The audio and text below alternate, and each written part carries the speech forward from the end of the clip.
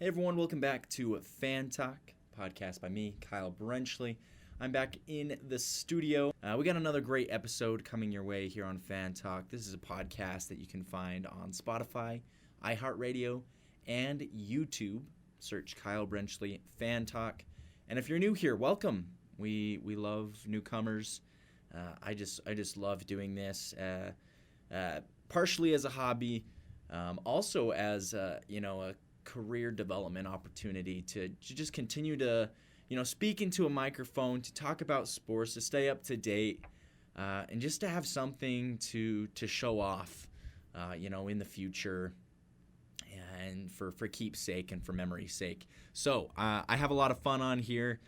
Check out my other episodes. I bring guests on every so often, and we have a good time. We talk about sports from the perspective of fans. And that's all we have to offer.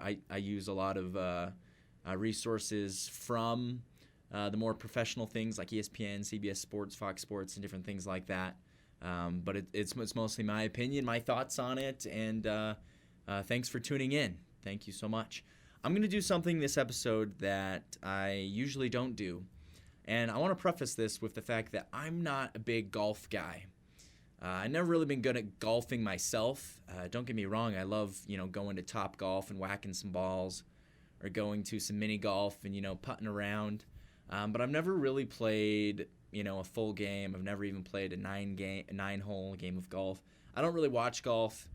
It's not like I don't like golf. It's, I don't know, I just feel like with all the sports out there, my experience, golf has kind of taken a back seat. But it would be unjust of me to fail to mention the biggest tournament in golf that is happening this weekend. Actually started today, and that is the Masters. 2023, the Masters. I will acknowledge this. The Masters were always kind of like a set point. Whenever the Masters came around, I kind of knew that warm weather was coming. I knew that spring was actually warming up. This year, though, we've kind of had a weird, long extra winter. The sun's shining today, but it's still like in the 20s. It's been snowing the last couple weeks here where I'm at. And so hopefully this is a turning point. Hopefully the Masters can springboard us into spring and warmer weather. But the Masters have started. It goes today, tomorrow, Saturday, and Sunday. Maybe into Monday. They're supposed to have some inclement weather out there in Augusta, Georgia, so we'll keep an eye on that. But again, I'm not a big golf guy, so I'll just share what the internet has with me. Defending champion Scottie Scheffler. I do remember I was surprised by that. Again, because I'm not the biggest golf follower. I didn't even know who Scottie Scheffler was. So it was kind of a surprise to me, maybe not a surprise to you guys who are more in tune with golf and follow golf a little more closely.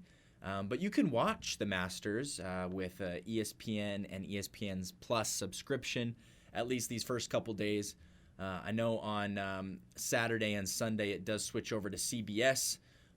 Obviously, Jim Nantz will be calling that as he is, a big voice for the Masters with CBS. He just did his last Final Four, which we'll get to in there in a moment.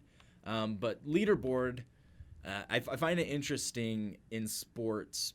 Usually the big names, even if they're not having that great of a year, are always the ones that hit the stories.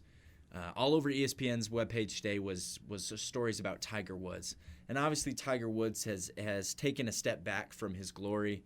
But they still talk about him, so in similar ways that people still talk about LeBron James and the Lakers. I can't tell you how many times I've hopped on to ESPN or SportsCenter, and they're talking about the Lakers throughout. I mean, this entire season they've been a bubble team, a team that may or may not even get into the playoffs. At this point now, it's looking like they'll probably at least get a play-in game. But for the majority of the season, they weren't looking like they would get into the playoffs, and that's been this way for the last 2 years. But they still dominated the airwaves. They still dominated broadcast time. And I'm thinking, man, they're not talking about the Sacramento Kings. They're not talking about the Denver Nuggets outside of Nikola Jokic. They're not talking about the Cleveland Cavaliers who have a turnaround season. They're not talking, they're not giving room for teams that are actually doing well. They're just focused on the Lakers. And so I think that's a similar thing in golf. If you go outside here on a college campus or at a grocery store or in a park, and you ask anybody, what they know about golf, probably 8 times out of 10 they'll mention Tiger Woods or Phil Mickelson, and that's it. And that's the extent of their knowledge. You might get lucky and talk to some people who actually know some players and can talk about it. But for the most part, they're going to be talking about Tiger Woods. They're going to talk about maybe Phil Mickelson. If you're here from Utah, maybe you'll talk about Tony Finau. But for the most part, Rory McIlroy, maybe. But for the most part, you're going to be talking about Tiger Woods. So let's look at the leaderboards. Let's actually look what's going on through round one. Round one's going on today at Augusta National Golf Course. So currently tied for first, 3 individuals that I have never heard of. V. Hovland from Denmark, J. Rahm from Spain, and B. Kopka from the United States of America. So, you listeners probably know more than I do, and maybe I should have brought on a golf professional. That would have been a really good idea. But like I said, I just feel like golf's not necessarily my thing, but definitely something to keep an eye on, and definitely something to watch. I think if you've never watched golf, sit down this weekend, watch some Masters. There's not really any other major sports going on right now. You can sit down and watch some baseball. The baseball season just started. You can sit down and watch some NBA. They're getting close to the end, but it's not quite playoffs times yet. March Madness just ended. NFL draft's not. So perfect time to sit down and watch the Masters this weekend and enjoy some quality golf from a quality man's sport. So that's all I'll say about the Masters and about golf. Maybe I'll revisit it, but not quite the expert there. I do want to touch on NCAA Tournament. That wrapped up. UConn national champions. I think a lot of people saw that coming once the Final Four was set. They were clearly the strongest team out of that 4.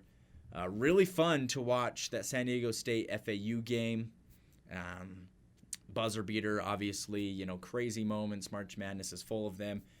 I was kind of hoping for FAU Miami, but clearly UConn, the stronger team. They just dominated and got their 5th title in the since 1999, last 23 years, which is pretty good. So UConn's sitting pretty. Congratulations to them. Congratulations to anyone who picked UConn to win it all. I definitely did not, and I should have, because I watch a lot of Big East basketball, and I knew they were good, but I was deceived by the 4 seed, and so I think a lot of us fall into that trap where, we see the 4 seed. I'm more inclined to pick a 1 or a 2 or maybe even a 3 seed, but I'll keep that in mind for next year. I have video recorded so I can go back and hold myself accountable there. But it's done. March Madness is over. Now we're into April. We got other things to talk about. I will mention briefly baseball. Last week, obviously, we had opening day, and I brought my friend Daniel on, and we talked about baseball. He kind of gave his predictions for the year, and I just kind of threw out my lackadaisical prediction as well. I feel like as a whole, I know a lot about the NBA and the NFL. I know a lot about all the teams. I know a lot about all the players. With baseball, I feel like I know a lot about my team, which is the Pittsburgh Pirates. And then come postseason time, I know some things about the really good teams, the teams that are there each year, like the Astros and the Dodgers. But I don't know a lot about every single team. And so that's why I had to bring an expert on, because my knowledge can only go so much. But I do have the standings here, and I have been able to watch a few games. If you have T-Mobile, you get MLB TV for free with your T-Mobile subscription. So go check that out. Go Google MLB TV with T-Mobile. If you have that, you can watch any baseball game anytime, as long as they are out-of-market games, which is nice for Utah because there is no baseball team, major league team here. So me being a fan of the Pittsburgh Pirates, I can watch every Pirates game that's out there. So there's that. So go check that out. Looking at the standings, though, Tampa Bay Rays, the only undefeated team left in Major League Baseball after 6 games.